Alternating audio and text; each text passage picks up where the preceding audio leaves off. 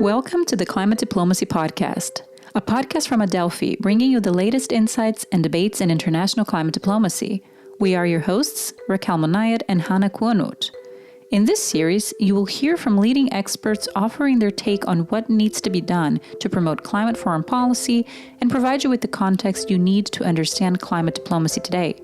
For more information, please visit climate-diplomacy.org or follow us on Twitter under Climate Diplo. In this episode, we discuss climate fragility risks in Libya together with Matthew Brubacher. Matthew has been working in conflict-affected countries for the past 25 years.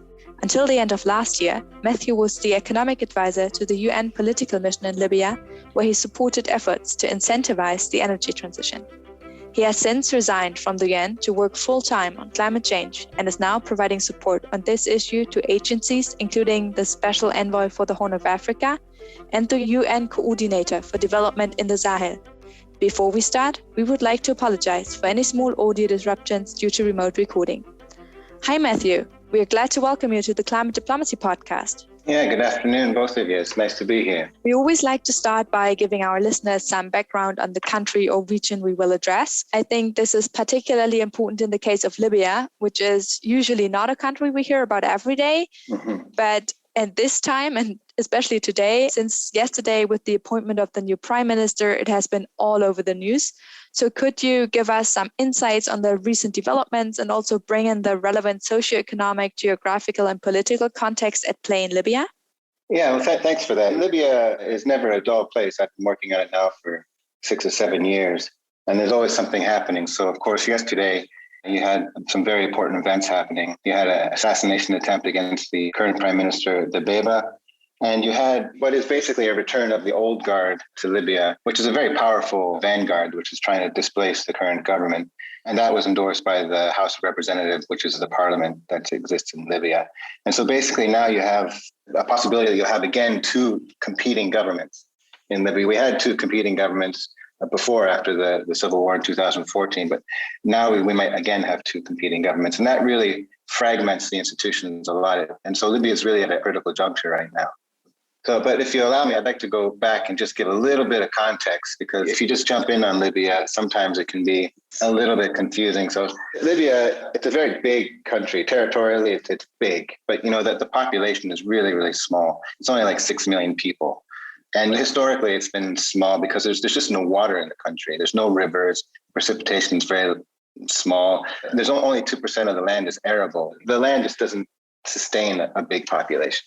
And the other thing people associate with Libya a lot is oil. Of course, you think it's almost synonymous, Libya oil, Libya gas. That's extremely important for Libya. They discovered oil in the 1950s. And Libya has the biggest reserves in Africa. And because of the embargo, actually, during the Gaddafi period, much of that reserves, both oil and gas, are undiscovered. So we actually don't even know how much oil Libya has, but it has a lot of oil. And the oil it has is actually very good quality. It's a high quality oil, it's low sulfur content. So it has this kind of sweet crude, and especially at a very high price on the international markets. And it's also very strategic because it's near Europe, it's on the Mediterranean. So it's very easy to transport the fuel. So it has a very low operational cost, which makes it also very, very competitive. This discovery of oil had a huge impact on the development of the country and also the psyche of the population. If you don't understand this component of it, it's really hard to understand the Libyan society. Because it's so rich in oil, Libya really became a rentier state. It focused exclusively on this commodity. And it reaped huge rewards financially. And that allowed it to invest in huge infrastructure projects like the man-made river. It universalized electricity as a huge, centralized electricity grid. There's no income tax. There's no VAT. I mean, the tax base for Libya is like 2 to 3% of its revenue. So it's really incredibly small. But, there are some bad things that go along with that, as you probably can imagine. The one really, really bad thing, of course, is that it's dependent exclusively on international commodity. So when prices fluctuate, of course, its revenue fluctuates wildly because 87% is based on oil. The other thing that people don't see very much or don't understand very much of is that the social contract that the Libyans have with the state is very different than other countries. Because they don't pay income tax, their contract with that state is different. So there's a huge sense of entitlement among the Libyan population that we don't pay income tax, we don't pay for water, we don't pay for electricity. And these things are taken for granted. And that's why also Libya is quite fragmented. It's very divided.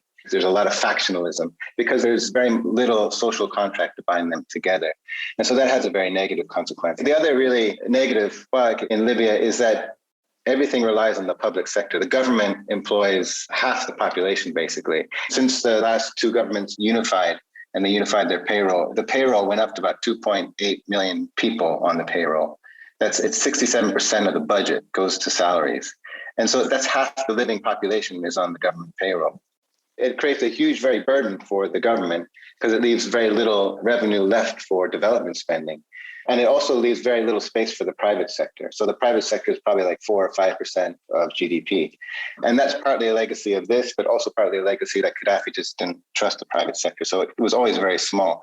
But because you have these big state institutions, these big state-owned enterprises, it crowds out private enterprise. They can't compete. When you get all these subsidies, when you get indirect upstream, downstream subsidies, the private sector, and this is particularly relevant, I'll talk about it later, about the renewable sector. The private sector just can't get into the renewable market because the state-owned enterprise, GCOL, utility company, just crowds them out. They can't compete because the price of electricity is so low. It's the lowest in Africa. How do you then charge people more for electricity that they just take for granted?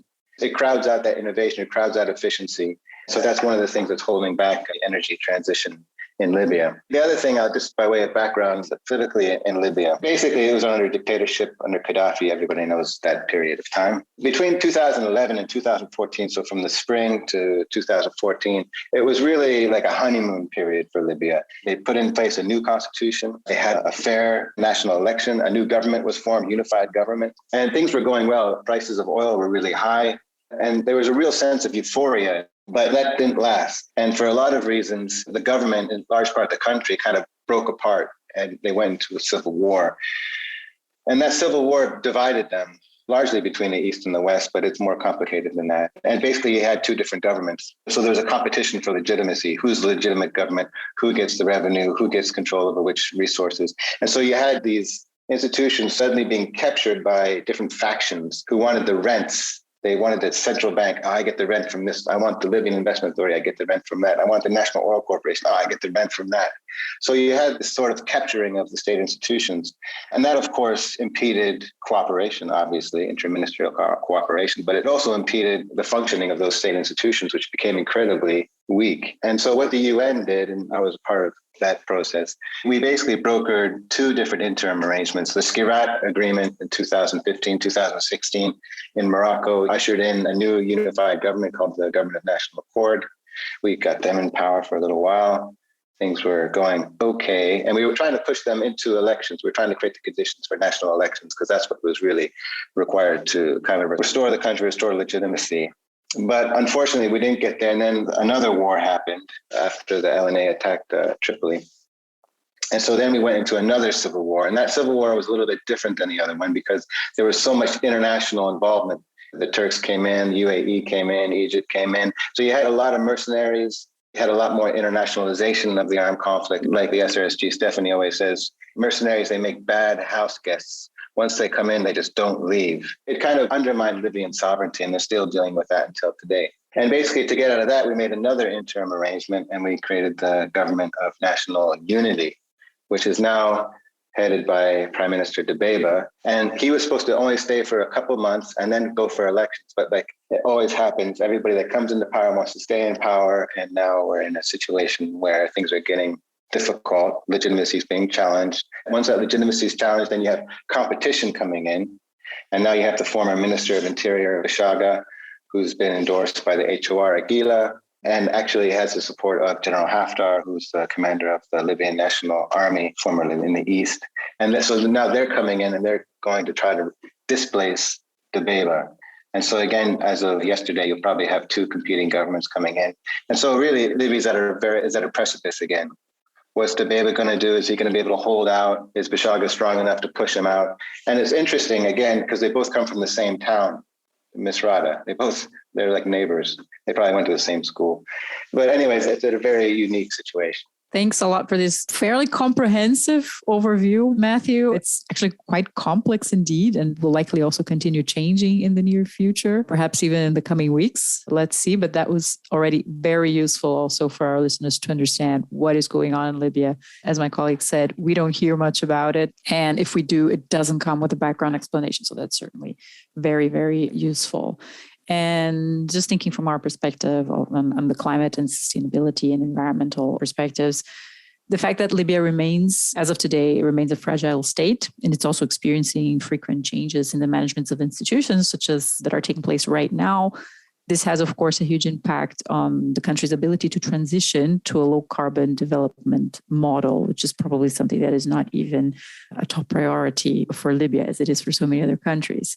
So we'll certainly also get into that. But before we do dive in, maybe you could just walk us through just the specific ways in which climate change manifests or is manifesting right now in Libya. Climate change is always displaced by other priorities in Libya, especially when you have these events like assassination attempts and things like that. But I'd just like to explain the impact of climate change in the way that I discovered it. For me, it was transformative. It actually kind of reoriented my whole career. And basically, I discovered the impacts of climate change back in 2016. When the civil war happened, the whole UN scattered, and then they all started drifting back to the country and to Tunisia and other places. And we started to reassess the situation. A lot of people had left, a lot of new people came, including myself. And so to figure out the situation, we did what we call a joint country assessment, where the whole UN gets together, they assess the country, and then it feeds into the strategic framework, which is basically how we go about helping that country. And when we do the joint country assessments now, since the SDGs were created, there's always a chapter on climate change. And since nobody wanted to write it, I volunteered to write it with a colleague from the World Bank. And when we wrote that chapter, I discovered basically what was happening, what was going to happen in Libya.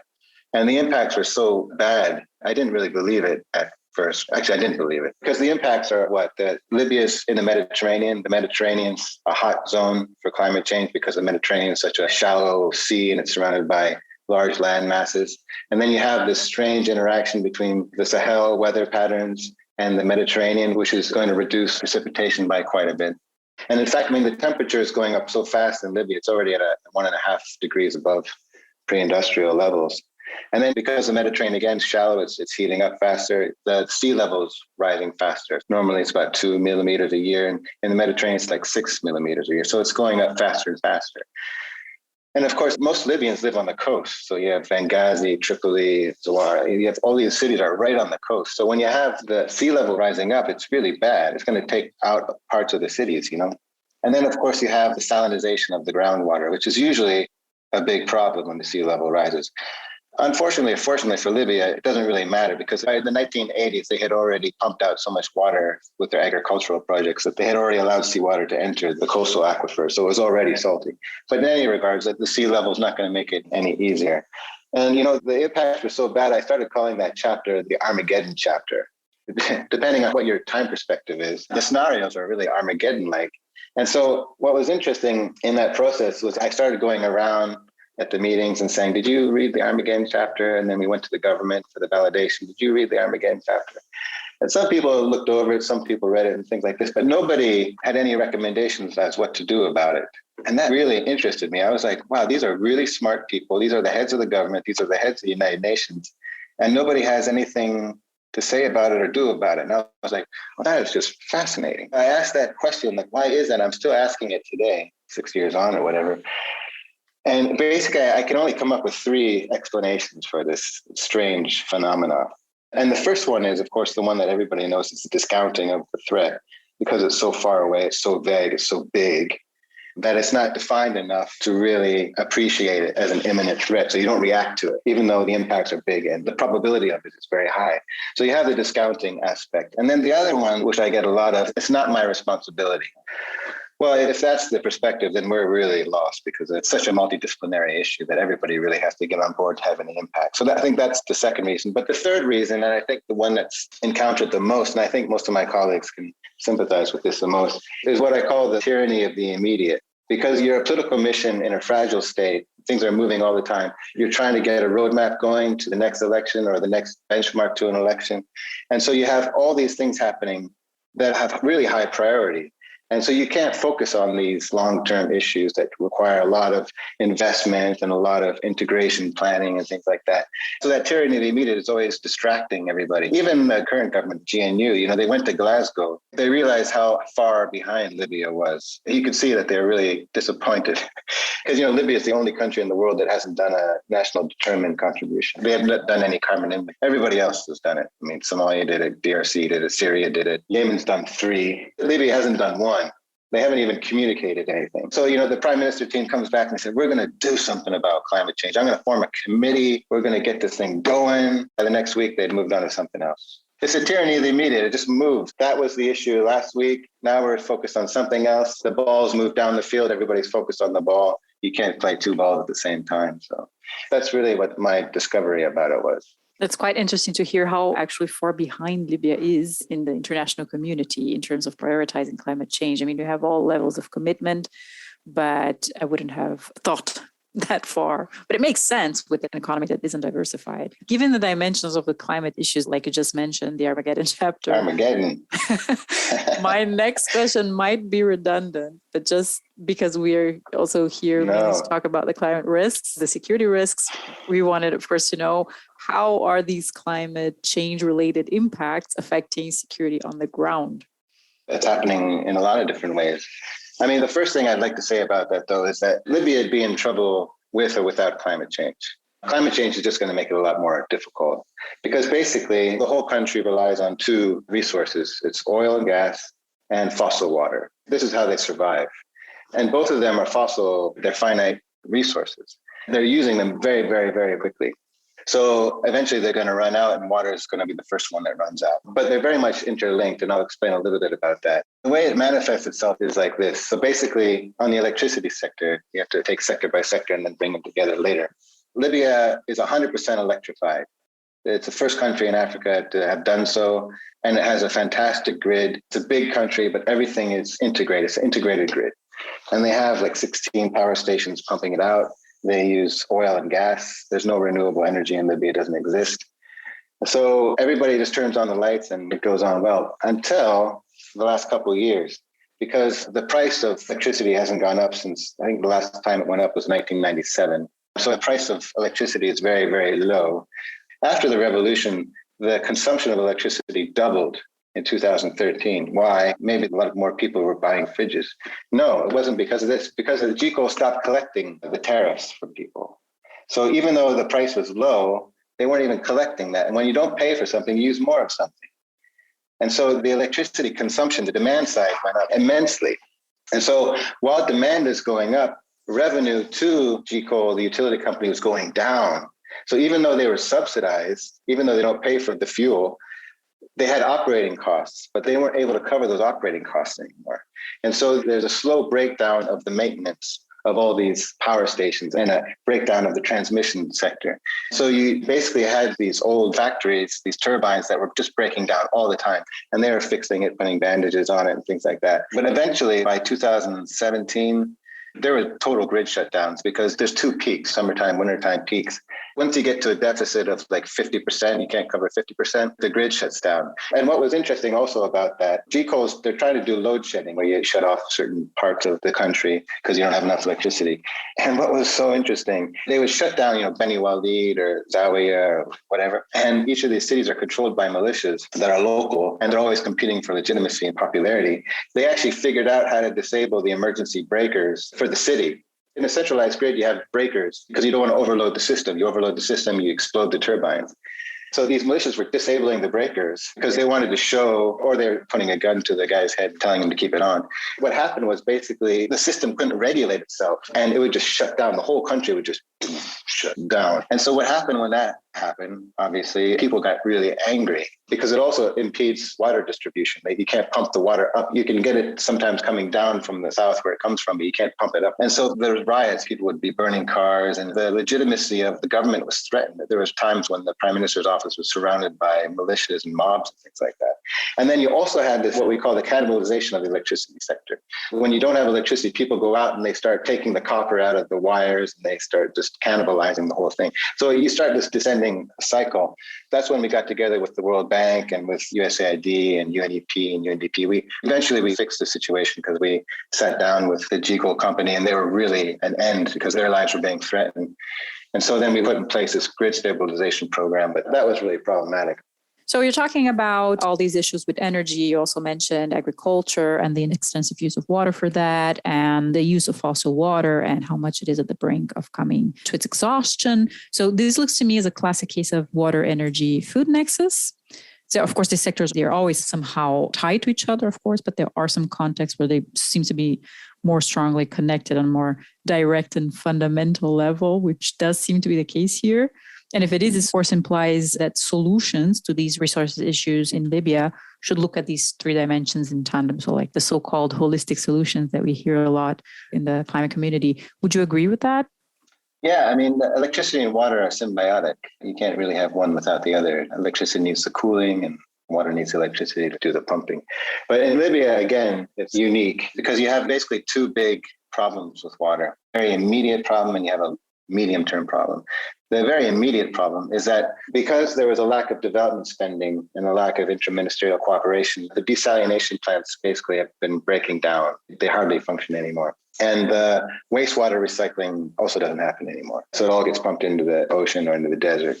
So the only thing they have left is the fossil water that comes from the man-made river project. Basically, how it works, you have two big water well fields, each of them having a couple hundred wells, and each of those wells is about 500 meters deep. Those wells bring up the aquifer water, and then it goes into one big tube, which is about the size of your room. And it basically goes by gravity all the way to the coast, and that's where it's consumed. And that requires a large amount of electricity. Each field requires about 60 megawatts of electricity at any one time. So when you don't have electricity, you don't have any water. When those pumps stop because of the pressure, it takes a really long time to create an equilibrium in terms of the pressure within the pumps to actually get that thing moving again. So every time you stop it, it takes a long time to get going, and you can really damage the equipment, and it's custom-built equipment. So that's a big problem. That's why GECO always gives preference to the man-made river for electricity. Now that creates another problem because in the southeast near Egypt, that water goes to the local communities, the people that live in the desert there. In the southwest, however, the man-made river doesn't give water to the communities. They have their own wells and their own distribution networks. So when they see that the man-made river has electricity and they don't have electricity, they get angry because they don't have water. They don't have much reserves either. After 2 or 3 days, they just don't have any water anymore. That makes people really, really, really angry. And also they realize that there's only a certain amount of water left. And so they resent the fact that this water is being pumped up to go to Tripoli to have people wash their cars. That's what they always say. And so what they do, there's different tribes down there, the Müller-Hahl, the Sauna, and those guys. And there's kind of a permissive environment where they can destroy man-made river infrastructures. A lot of wells have been destroyed. About 160 wells, I think, have been destroyed now. It's about 40% of the capacity of the man-made river. That is a big, big problem. The head of the MMR, he always says to me, he goes, they destroy a well to get the copper and they get, like $1,000. And it cost me $1 million to repair it. It's just such a huge thing. So you have that problem. And then you also have the problem that there's a lot of valves that you can shut down along the pipeline. And so people shut the water down if they're not happy with something. So it could be electricity, but it could also be, I want my brother out of jail in Tripoli because he's not supposed to be in jail. There's a guy who did it twice, another guy did it once. So they shut the whole water down and they basically hold the whole cities for ransom until their brother's released from prison. And so I was often involved in negotiations with these guys. And basically, I hate conceding to blackmail, which is what it is. But in these situations, you have to concede to blackmail because the consequences are just so high. I remember one time they had shut down water for like 10 days. And Tripoli ran out of water, and we were getting together with the whole UN, and we were like, how do we get these people water? And we were actually costing it out what it would take to get a desalination ship off the coast of Tripoli from Turkey. And the cost of a cubic meter of water, I think, was like $50 or $60, even without distribution costs. It was incredibly, outrageously expensive. So there's really no backup. They have no backup plan. You can get the salty water, which makes your hair funny colors. You can do that, but really there's no fresh water except for the fossil. And this animosity between the southwestern groups and the man-made river has been a real problem. It's kind of like a mini water war. Thanks so much, Matthew, for giving us a real deep dive into this topic. Personally, I find it really interesting to hear more how it plays out into so many different levels and is then connected within society and people, obviously, and feeds into grievances that exist due to other reasons. Yeah, really interesting example. Now, you already mentioned some of the institutional challenges tied to the sustainable development of Libya's resources. Let's take a closer look at these ones. Which obstacles in its political or institutional context would you say need to be removed first in order to get Libya's low carbon development off the ground? In Libya, there's no shortage of obstacles. It's really hard to get things done. Even with people with good intention, it's hard to get things done because of the way the institution is set up. And that's why when you're looking at obstacles, you really have to look at the structural, the financial, and the political. The structural basically is inherited from the Gaddafi regime, where he basically created a government, ministries, and authorities that were separated from each other, that didn't communicate with each other, that only communicated with the center. So it's a highly centralized government. And when that center collapsed, these satellite ministries didn't know what to do. They couldn't communicate with each other. They didn't know how to cooperate with each other. And that's still a big problem until today, is how do you get the National Oil Corporation to cooperate with the GCOL? How do you get GCOL to cooperate with the MMR? How do you get the MMR to cooperate with the company for wastewater treatment? All these things are extremely complicated. Then how do you get the money to go through to actually fix things? So that structural aspect, I think, is really important. You know, until today, Libya doesn't have a minister of energy. They have a minister of oil. They have a head of the electric company. They have a head of the water company. But there's nobody that brings them together. I've organized meetings between them and I had to introduce them to each other. I was like, this is electricity company. This is water company. You guys should be friends. Talk to each other. That's a real structural problem. The other one is financial. And it's what I said before. Everything is subsidized. Everybody is on the payroll. There's very little accountability. So there's a lot of debt in Libya, which is hidden in funny places. But there's not much money coming into the states because they don't collect a lot of the tariffs. The head of the water company goes, it cost me 22 cents for a cubic meter of fossil water, but I charge 1 cent, but then I don't even collect that 1 cent. So you have these debt streams that keep coming up. And that financial aspect, it does a lot of things. First of all, it incentivizes overconsumption. People use too much. They don't pay for it. They use too much. And then it stops investment and maintenance for the infrastructure that you have. And then it crowds out innovation. How do you innovate? How do you bring in the private sector when the cost of the service is so low? So that's the financial aspect. And then there's the political aspect. And there's really two angles to the political aspect. The one is what you see today. We have two governments coming in. We have a competition for legitimacy. When you have competition for legitimacy, people don't think about raising the price of electricity or raising the price of water. That's not politically expedient. So instead, they gravitate towards patronage. And you saw that a lot in the last government. They give more entitlements. They give more benefits. They lower the price more. They're trying to get more support. And so instead of addressing the root causes of the problems, they're just pouring money in after bad. It creates this cycle that doesn't address the problems. And then when you get to places where the whole thing starts breaking down, those are the main challenges. As another risk brief from the Climate Security Expert Network, you also identified entry points for addressing the country's climate fragility risks. These are the need for, first, a subsidiary reform, second, for incentivizing the energy transition, third, for reducing flaring and fugitive gas emissions, fourth, for rationalizing water use in the agricultural sector, and fifth, for international support to mitigate climate impacts. You already touched upon some of them, but could you perhaps dive into a bit more detail? Yeah, those are the basket of interventions that you need. I'd like to just preface it by saying when you're working in a country in Libya and when you have such an amalgamation of issues that are all interrelated, you have to move on all of them at the same time. You can't just do water, you can't do just electricity, you can't do culture. And it's important to do it all at the same time, not just because they're all integrated, but because especially in these fragile states, you'll come up and you'll hit a roadblock on energy. You know, say there's a change in the leadership. He doesn't want to cooperate. He wants to go in another direction. So the whole program is blocked. And then it unblocks on the water side. So you can make advances on the water side or on the agriculture side until this one unblocks itself. So it's important to work on all of them. And it's important to always be working on all of them at the same time, because you have to always capitalize on the opportunities whenever they present themselves. The other lesson I have from working on this is that you have to capitalize on the co-benefits. In Libya, nobody really cares about climate change, yeah? It's not an issue. Among the youth, it is, increasingly so.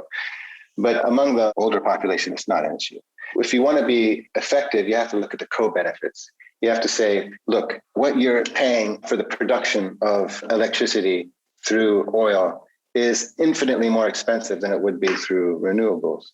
Or your legitimacy as a government is severely under threat because you're not allowed to provide reliable electricity. Let us help you repair your turbines, make them more efficient. So let us help you lower the demand side through this and this effort, and we'll help build your legitimacy that way. So you always have to go through the co-benefit. You can't go through the climate angle because most of the times it doesn't resonate with the audience and with your partnerships.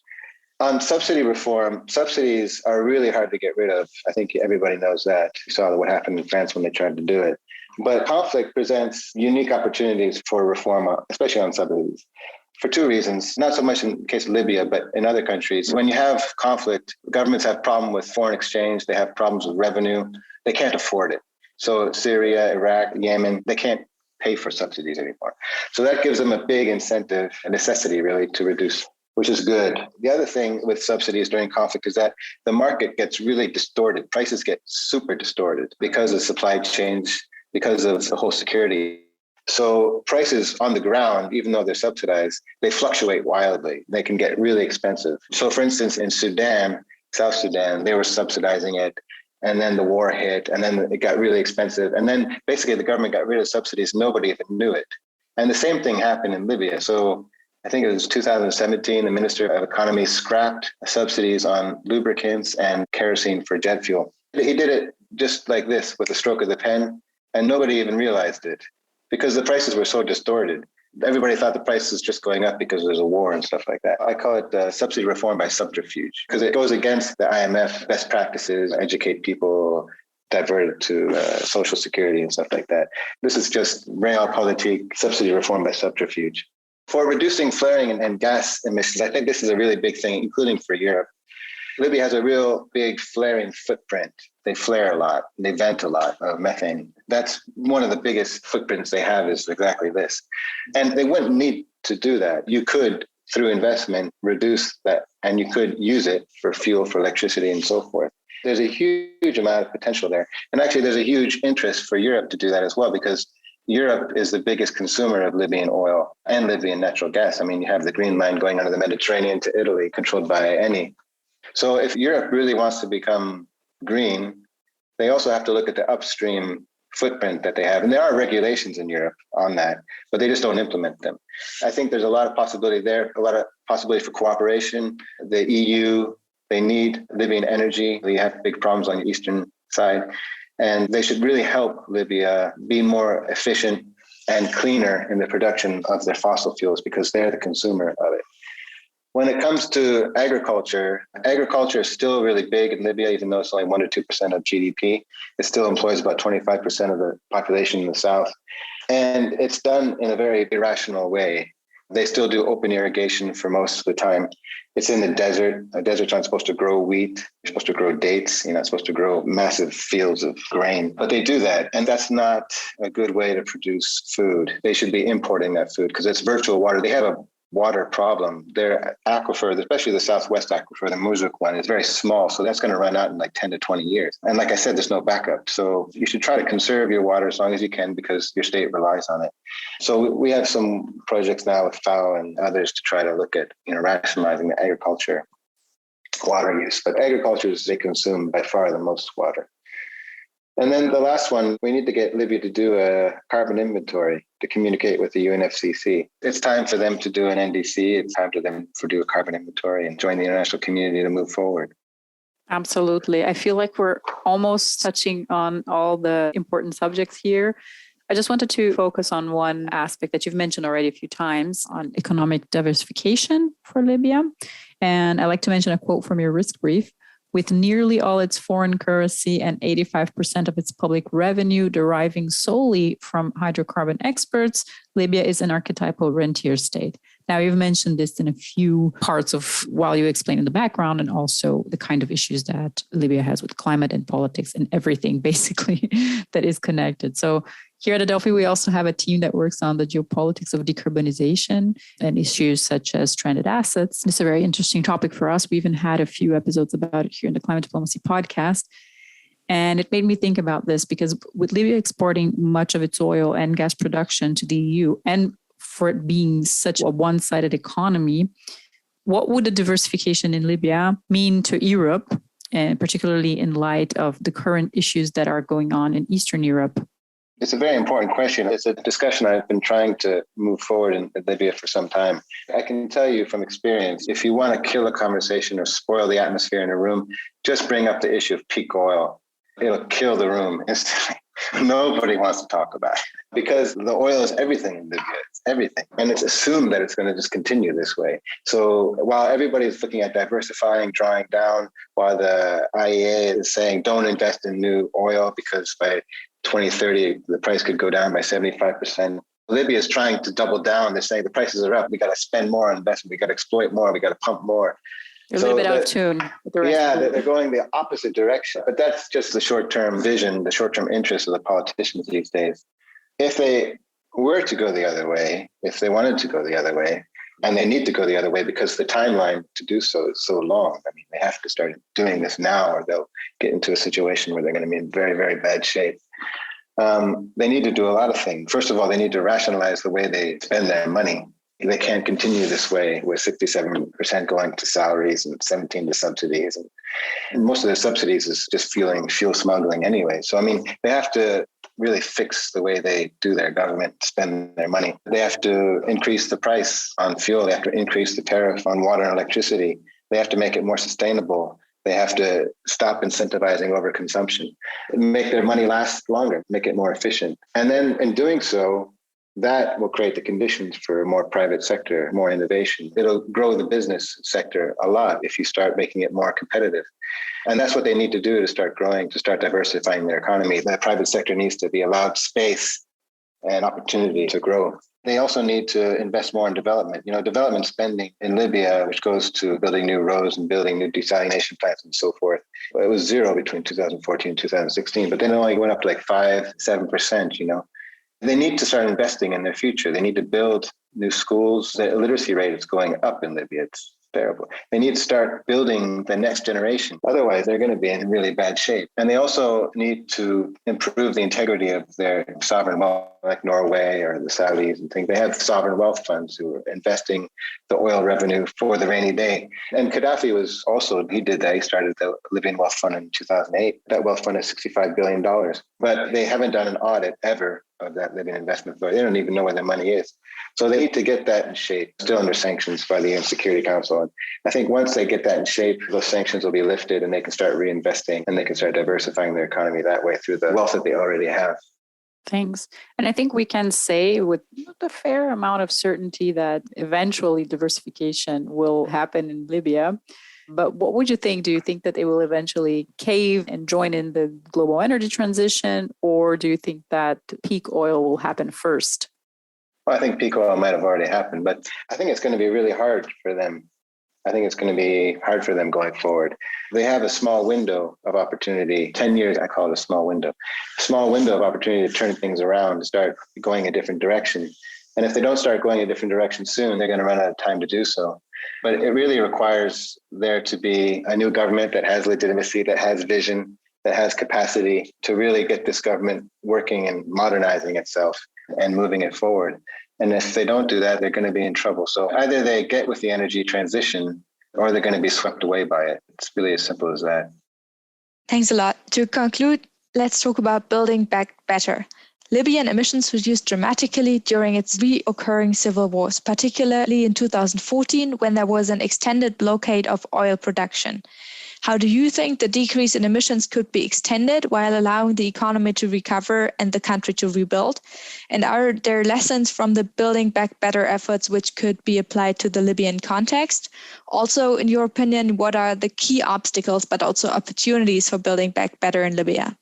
Thanks for that question. I've been working in conflicts for a long time. So when I started getting into climate change, all the discussion was on how climate change contributes to conflicts or perpetuates conflicts and so forth, which is an interesting conversation. But I wanted to turn that question around. Conflict impacts mitigation and adaptation opportunities.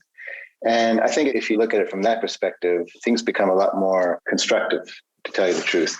When there is conflict, and it's intense conflict, carbon emissions do go down. That's just a fact. It went down half in Libya in 2014. It went down in Yemen. It went down in Syria. Iraq, it didn't go down so much because most of the oil production was in the south. It's a bit of an outlier. But people are really ready to talk about Build Back Better with COVID, which reduced global emissions by 17% in May 2020, but now it's bounced back over what it was. In conflicts, when it goes down 50%, nobody talks about Build Back Better, at least related to climate change. It's kind of strange. I find it strange. And every time I bring the issue up, people are like, oh, conflict's not good for mitigation. Conflict, you can't say that. Well, yeah, I mean, you can't say that if you just focus on the death count. People die in conflicts. But, there's a lot of other things happening at the same time. Conflict is a dynamic situation. It's not the same everywhere, even within a country. So you can't just be looking at the body count. You have to be looking at what's happening with these institutions. And you have to be looking where opportunities can be exploited to try to set that country on a low carbon recovery pathway. Because once they recover, they're going to go back to business as usual. It's when they're in this flux, this fluid situation, where you have the most opportunity to redirect that country and redirect their modes of production towards a low carbon recovery pathway. And if people don't recognize that, they obviously haven't worked in conflict situations, because there's just so much more opportunity. There's more opportunity for technical advice. The countries are much more open to receiving advice from third parties as to what to do. There's other pressures on them, other incentives. Often when they're in conflict, subsidy reform isn't going to increase the conflict anymore anyways, because it's already so partisan to begin with. Some of it's a little bit hard. It's tough. It's realpolitik, a little bit brute. But climate change is going to make conflict. It is going to make it worse. So if that's what's going to happen, people better be ready to start working within conflict situations. Okay, thanks so much, Matthew. I'll do my very best to summarize what we just discussed, even though it's so comprehensive. So today, we briefly heard about the challenges the country is facing and how Libya is at a critical juncture. You gave us a good impression about the society and economy of the country, highlighting the weakened social contract and big administration, leaving little space for development spending and the private sector. We also briefly touched upon the complicated political history of the country, and you emphasized the legitimacy of a government is key, and the current situation being a threat to the long-term stability of the country. For you, looking at the impact of climate change was transformative and an eye-opener. You identified two risks in particular that pose existential threats to the country, namely first, the economic impact of reaching peak oil, and second, the risk of exhausting freshwater resources. In light of these risks, you identified different dynamics that threaten long-term peace and stability in Libya. You also highlighted that Libya is not short of obstacles standing in the way of overcoming these challenges and explained a few of them. This includes first, the administrative dimension and challenges in cooperating between different ministries and organizations. Second, the financial obstacle and debt streams in the country. And third, the political aspects with the competition for legitimacy and the creation of a vicious cycle of patronage. To overcome these challenges, it is important to always work on all entry points we talked about in parallel. To be effectively looking at key benefits is essential. You also mentioned Europe's responsibility as a consumer of energy and put this into the context of the geopolitics of decarbonization. To conclude, you called on Libya to do a carbon inventory and for the country to join the international community in moving forward. Libya faces a small window to turn things around. This requires a new government with legitimacy and capacity. All right. Thanks so much for taking the time. Have a good day. Weekend. You too. Bye. Thanks.